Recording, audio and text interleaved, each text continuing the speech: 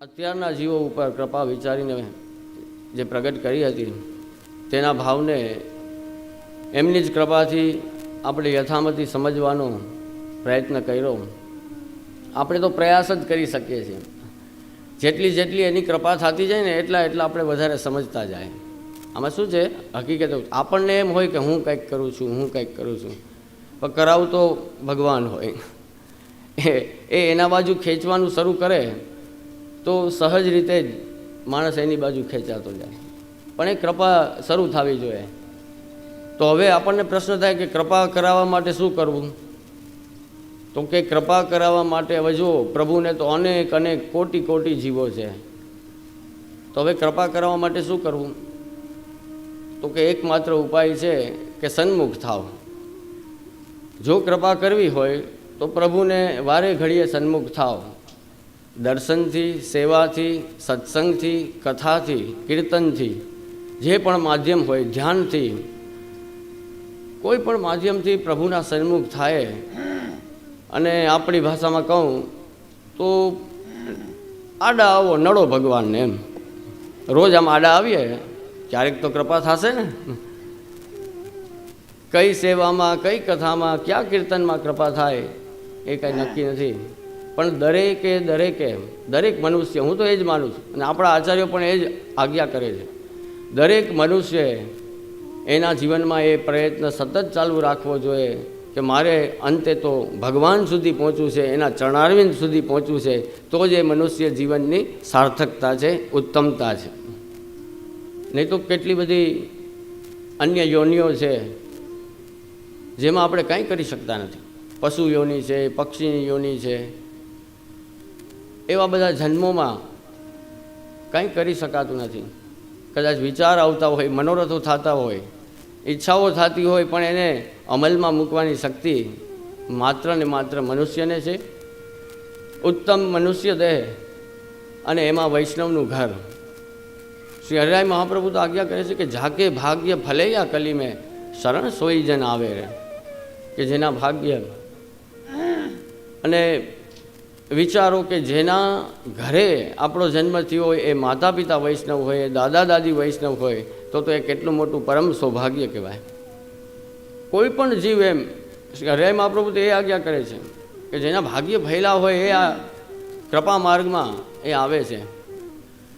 તો ભગવાને નક્કી કર્યું હોય ને તો એ ઘરમાં આપણને જન્મ આપે.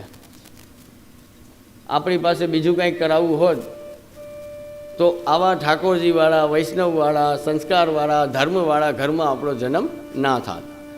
આ ઘરમાં જન્મ થયો એટલે મારો તો પહેલો તર્ક એ જ છે કે ભગવાન તમારી પાસે એ કરાવવા માગે છે. ગમે ત્યાં થઈ શકે ને જન્મ, તો અફઘાનિસ્તાન, પાકિસ્તાન, દુર્ભાગ્ય હોય અગર એવું પણ થાય. કેમ આપણો જન્મ ભારતમાં જ થયો છે?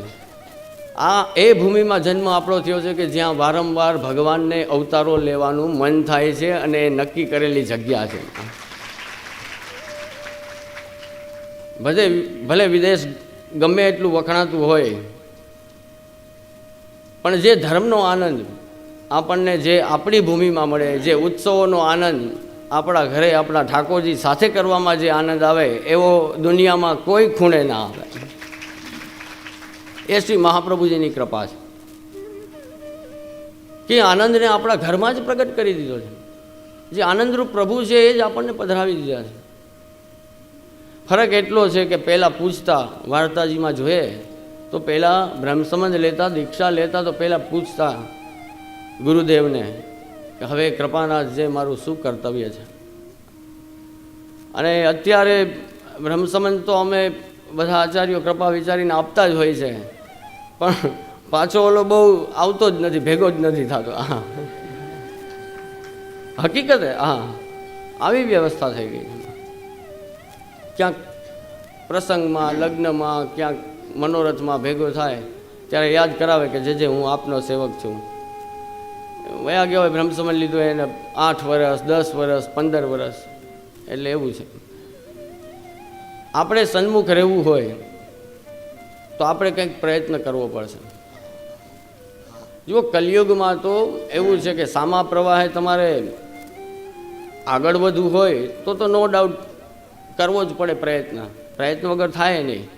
જે કલિયુગનો સામે પ્રવાહ છે, આપણે ધર્મ તરફ જવું છે, આપણે ભગવાન તરફ જવું છે. પેલું કે ને સામા પવને કામ કરવાનું છે. તો પ્રવાહ સામે આવે છે કલિયુગનો, જે ભગવાનથી વિમુખ કરે છે.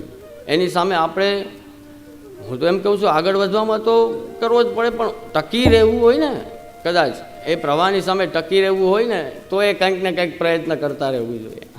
નહીં તો એ પ્રવાહ આપણને એ બાજુ તાણીને લઈ જાય, ખેંચીને લઈ જાય. એટલે શ્રી મહાપ્રભુજીની કૃપાથી, શ્રી ગુસાઈજીની કૃપાથી, ત્યારબાદના દરેક પૂર્વાચાર્યોએ ખૂબ ખૂબ કૃપા વિચારી છે. અષ્ટસખાઓએ, ભગવદીઓએ ખૂબ કૃપા વિચારી છે કે જેનાથી આપણા ભાવનું પોષણ થઈ શકતું હોય તો એ ભાવને પણ આપણે સંભાળીને રાખવાનો છે. જેમ દીપક હોય, એ દીવાને આપણે વરસાદ, વાવાઝોડા એવા બધાથી આમ બચાવીને રાખવો પડે ને, તો એ પ્રજ્વલિત રહે. તો આપણા હૃદયમાં જે ઠાકોરજી માટેનો તાપાત્મક દીપક છે, આપણા હૃદયમાં જે ઠાકોરજી માટેનો ભાવ છે, સ્નેહ છે, એને આ ભલે ગમે એટલું કદાચ દુસંગ હશે, પણ આપણે એવો સંકલ્પ લઈએ કે શ્રી મહાપ્રભુજીની કૃપાથી એ જે દીપક આપણા હૃદયમાં બિરાજે છે એને આપણે બે હાથની અંજલિ કરીને, એને સત્સંગની, એને કૃપાની, એને કથા કીર્તનની, સેવાની અંજલિ કરીને એને બચાવીને રાખીએ આજના સમયની અંદર. એ ભાવ છે, એ જ આપણી વૈષ્ણવતાની તાકાત છે. જે આપણો વિશ્વાસ છે, જે શ્રદ્ધા છે ઠાકોરજીના સ્વરૂપમાં, શ્રી મહાપ્રભુજીના વચનોમાં, આપણા પૂર્વાચાર્યોના વચનોમાં અને ધર્મગ્રંથોમાં, એને તો પૂરા પ્રામાણિકતાથી વળગી રહીએ. આપણું જો મૂળ આપણે પકડી રાખશું તો ગમે એવા વાવાઝોડા કે વરસાદ આવશે તો એ આપણા ભાવને આપણે ટકાવી રાખશું. જે ભગવાન માટેનો આપણો, જો દરેકને હોય છે, દરેક વ્યક્તિને એની સાથે એક ભગવાનનો સંબંધ હોય છે ને દરેક વ્યક્તિ એ ભગવાન સાથે વાતો કરતો જ હોય છે. એ આનંદ છે. હું તો એમ કહું છું, હું તો એમ કહું છું કે સાચું ના થતું હોય ને તો ખોટું એવું કરાય. ઠાકોરજીનું તો ખોટું કરવામાં એ વાંધો નથી કે પ્રભુ અહીંયા બિરાજે છે ને પ્રભુ અહીં ખેલે છે ને પ્રભુ આમ કરે છે ને. હા, એકલા હોય ત્યારે એવો આનંદ કરાય કીર્તન કરતાં, એમાં કાંઈ વાંધો નથી. હા, બીજું કેટલું ખોટું કરીએ એના કરતાં આ ખોટું કરવું સારું. જેને ઇમેજિન કહે છે ને, આજનું મનોવિજ્ઞાન શું કહે છે? ઇમેજિન, કે જેવું ઇમેજિન કરીએ રાખો એવું એક દિવસ થઈ શકે કે એ થાય ખરેખર. તો કૃષ્ણ સાથે જ ઇમેજિન કરતા રહીએ તો એ એક દિવસ થાય ને. એમાં તો કૃપાનું પરિબળ ઉલટે કામ કરતું હોય. તો બસ એને સન્મુખ રહેવાનો પ્રયત્ન કરીએ. માધ્યમ કોઈ પણ હોય, વિશેષ સમય નહીં લેતા, 4 દિવસ શ્રી મહાપ્રભુજીની કૃપાથી આપણે સૌએ સાથે મળીને એમની એ વાણીનો આનંદ લીધો છે. તો આજે તો ખરેખર મારે શ્રવણ કરવાની જ ઈચ્છા હતી, વધારે કંઈ, પણ બસ થોડું વિશેષ આજે આપણે જેમનું સન્માન કર્યું,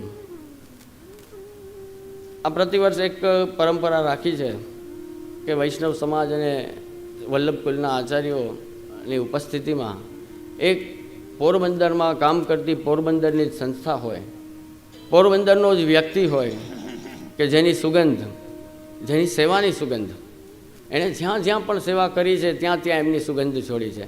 પછી એ તિરુપતિ સેવા મંડળ હોય કે આપણા વિજયાબેન હોય, એ બંને એટલી જગ્યાએ પોતાની સેવાની સુવાસ છોડી છે સમાજમાં, ને એનો હું પોતે વ્યક્તિગત રીતે સાક્ષી છું. એમના કેટલા બધા કાર્યોમાં વર્ષ દરમિયાન હું જતો રહું છું અને એમની પ્રવૃત્તિ એટલી બધી સમાજ માટે ઉપયોગી છે કે જુઓ, એમને તો ઈચ્છા ના હોય, આપણે કદાચ કોઈ એમનું સન્માન કરીએ કે ના કરીએ, જે સેવા કરતા હોય ને એ તો સેવા કરતા જ રહીએ, પણ આપણે સન્માન કરીને એમની સમાજમાં એક નોંધ લઈએ છીએ કે જેનાથી આ વિજયાબેને ના જ પાડી હતી. મેં એમને વાત કરી આ જ્યારે સન્માનની, ત્યારે મને પહેલાં કે મારે નથી કરાવવું સન્માન. મેં પછી એમને કહ્યું કે ના, પણ તમારી સેવાની અમારે નોંધ લેવી છે અને બધાના તમને આશીર્વાદ મળે એટલે આવ્યા છે, ખરેખર તો એ આશીર્વાદ માટે જ આવ્યા છે.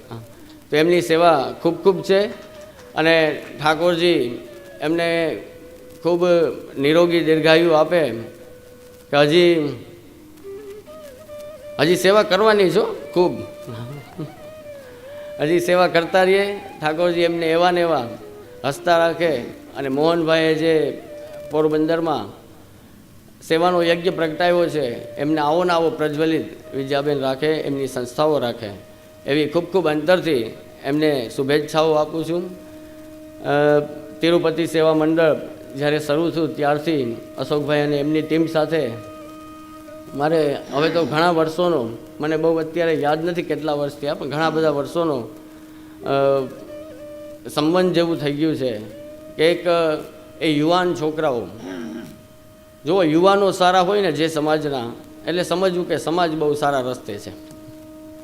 જે સમાજના યુવાનો, આપણા શહેરના યુવાનો આટલી સારી સેવામાં પ્રવૃત્ત હોય એ દરેકને, એ કોઈ બધા કામકાજવાળા છે, કોઈ સંન્યાસી થોડી છે, કોઈ ભગવાવાળા નથી. એમાં જેટલા પણ યુવાનો કામ કરે છે એ બધાને પોતાના પરિવાર, રોજગાર, ધંધા છે, છતાં પણ એ સમાજ માટે પોતાનો એ સમય આપે છે. અને ક્યાં સમય આપવો ને મારા વાલા, એ જ મહત્ત્વનું છે કે આપણે ક્યાં સમય આપીએ છીએ. 24 કલાક આપણો વયો જાય તો થોડું વિચારવું જોઈએ કે આપણો સમય ક્યાં ક્યાં કેટલો કેટલો કેવો કેવો ગયો. પછી ફેરફાર તો ઠાકોરજીની કૃપાથી જેમ કરવો એમ કરાય, પણ એવું જ્યાં જ્યાં પણ બેસો ને, જેની પાસે બેસો, જે જગ્યાએ સમય પસાર કરો, ત્યાર પછી આમ જોઈ લેવાય જાય, પછી આમ કાંઈ ધર્મ વગરનું, સેવા વગરનું, કરુણા વગરનું એવું જ કંઈક હોય ને તો બીજું કાંઈ નહીં તો એટલું તો વિચારજો કે આમ જોઈને કે આ 20 મિનિટ ગઈ એ પાણીમાં ગઈ, આ 20 મિનિટ મારી ગઈ વેસ્ટેજ ગઈ. મને જે ભગવાને આયુષ્ય અને સમય આપ્યો છે એને મેં વેડફી નાખ્યો. બસ એટલું વિચારવાનું શરૂ કરી દઈએ અને આપણો સમય શ્રી મહાપ્રભુજીની કૃપાથી ઠાકોરજીના ચરણારવિંદમાં એમના વારંવારના આપણને સત્સંગ અને કથાના એવા અવસરો પ્રદાન કરે, સેવાના અવસરો પ્રદાન કરે કે જેનાથી આપણું પુષ્ટિ જીવન ધબકતું રહે, જીવંત રહે.